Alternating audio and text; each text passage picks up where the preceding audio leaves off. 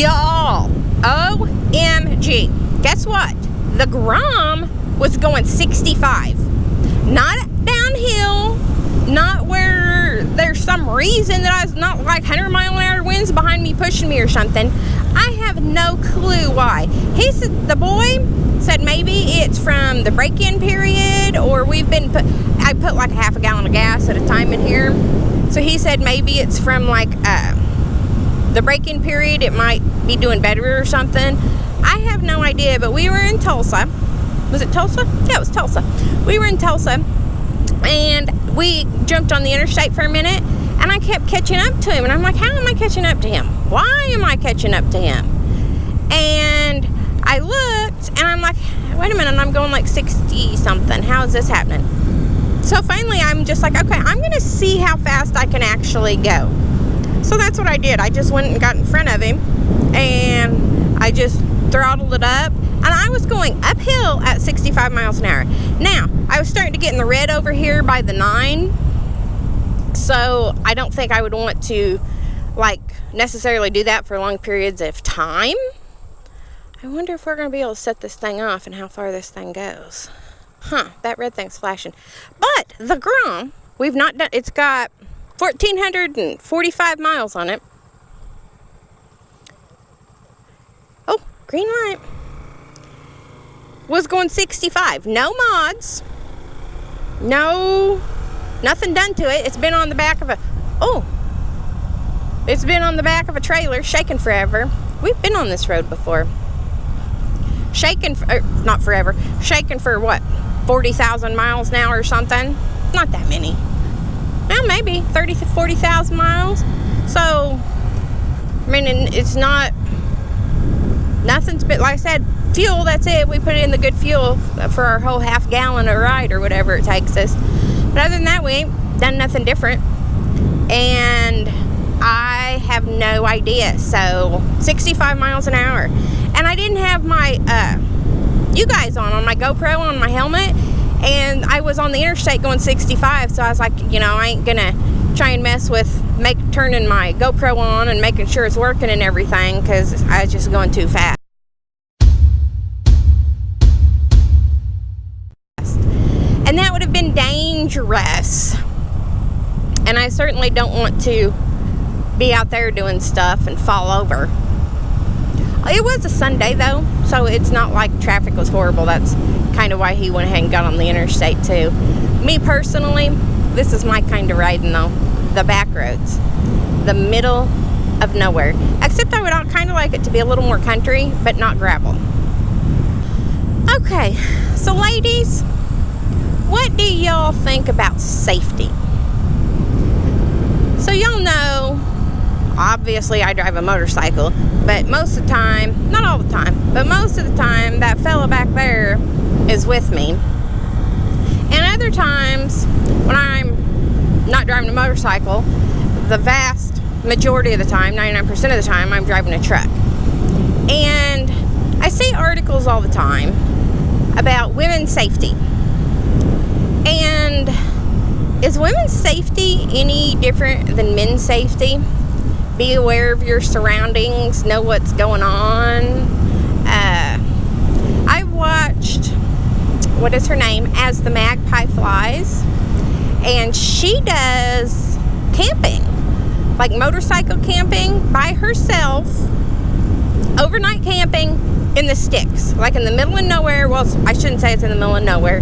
It's places that she's allowed to camp, like the Bureau of Land Management, and you have to try and get so far off the road and not be seen from the main path if you're out in like the national parks and stuff. But I listened to a lot of her different videos, and she says that she has never had any problems.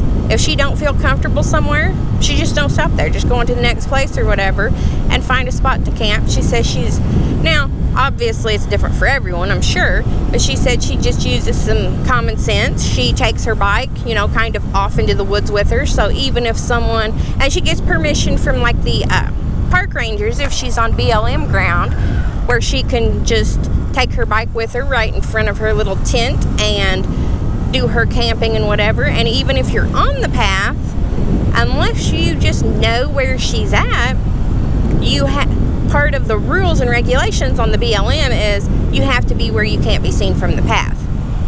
And most of them that aren't an actual designated site, you can't start fires at anyway, so you just use your little propane tank thingy for cooking. Well, this is really neat looking down here. That's a nice place to live. So anyway, but she's never had any problems. And she says on the road that sometimes men will ask her questions or be surprised that she's on a bike literally camping and going off by herself. And she's not offended by it because the more people, you know, if she basically acts like a bitch about it, then it's just going to give women who ride a bad name. And sometimes, especially maybe the older people, and even now, you've got mostly men riders in bikes and trucks. I've had people ask me before when I went to pick up loads in the back of a semi truck, what'd you drive? Now, occasionally I have been known to say my Barbie Jeep, but that's just because I'm in there to pick up 40,000 pounds. What do you think I drove? But I don't know. I mean, I think we all need to be aware of where we're going. Which way okay, we're going this way. I have no clue where we're at.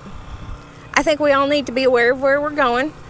Or of where we're going. I don't know where we're going, but you should know where you're going. Aware of where we're at. Aware of our surroundings. You know, like she said, she ain't trying to camp in an area where there's a big party group next door or something. You know, she's trying to stay out of sight, hidden, whatever. And at the truck stop, I think it's kind of the same way.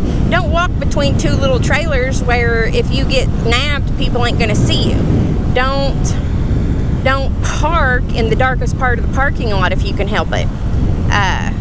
You know, I use, in a way, the same safety precautions, the same awareness, the same, I don't know what you want to call it, the same mentality when I go to Walmart as I do when I go to the truck stop or ride a bike and I'm in literally some random state at some random store or random road or wherever I'm at. You know, I don't necessarily think that being here is any more dangerous. Y'all have been at Walmart. Do you really think your local Walmart is a safe place? So what do you guys think? And what I was gonna say, but I get distracted and go into 17 side stories, is like, it kind of irritates me when women act like we are helpless and defenseless.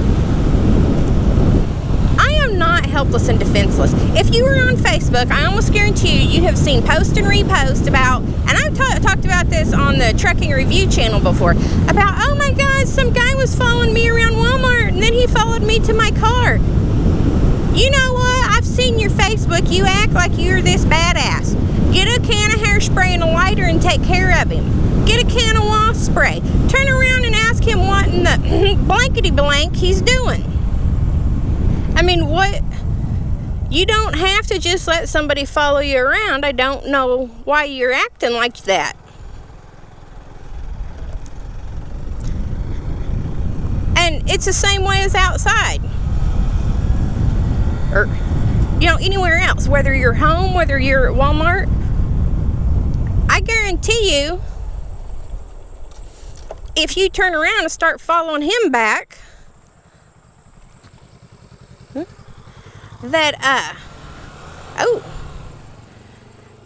he can't follow you no more. I guarantee you, if you take your phone out and start taking his picture, that he ain't going to try and follow you to your car and abduct you because you done got your pictures out.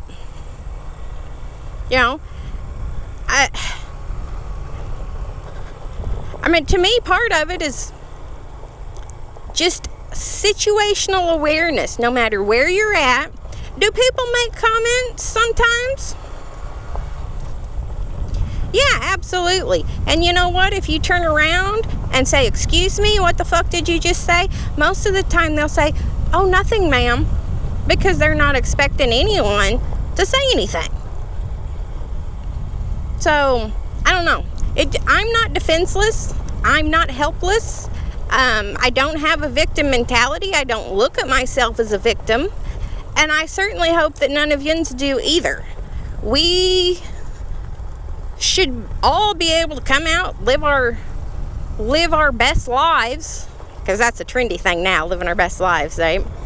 Live our best lives, do what we do, have fun, go bike riding, ride your motorcycle, go walking around town, walk at the truck stop, whatever, and not worry about it. And now this is a little off topic because it's truck stops, not for motorcycles. But then again, a lot of motorcycles do stop at truck stops, and you can get showers and whatever else there too. So, but I've actually found the reverse true at the truck stop. If anyone bothers me, there will be, now he's generally with me, but we drive like a team. So it might be 2 o'clock in the morning and he's in bed. What I have discovered though is if I have any problems at all, 2, 3, 4, 5 men will pop out of nowhere and say, "Is there a problem here, honey?" You know, there still are gentlemen out there. They'll still open the door for me and whatever. So as far as actual safety goes, for me in the truck stop, the more I'm seen, the safer I am, because generally speaking, people, men, for the vast majority of it in the truck stop, if they see me and they see someone attempt to abduct me, most of them ain't just gonna be like, "Oh look, that girl just got kidnapped. Too bad to be her.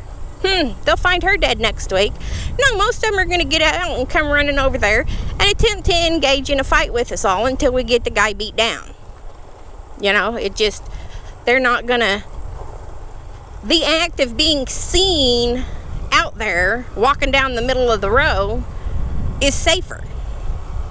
So I don't know, what do y'all think about that? I said, I mean, I know sometimes stuff happens, we don't have any control of it, but I don't feel like, I don't feel like that the truck stop or gas stations or riding a motorcycle or anything like that is any more dangerous than anything else. Just know what's going on. Oh, did he run out of gas out there? Oh, look at all these little nuts.